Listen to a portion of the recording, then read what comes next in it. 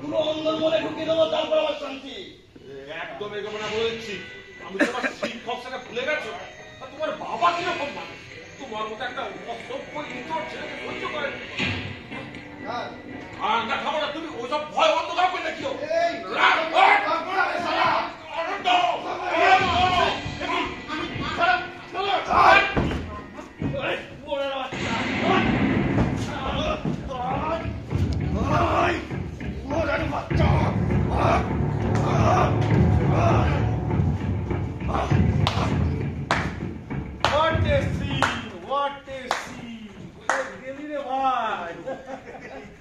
বলছি অরুণ বাবু একটা শুয়োরের বাচ্চার জন্ম দিয়েছিলাম, কিন্তু ব্যাপারটা এত দূর এভাবে হতে পারেনি তো।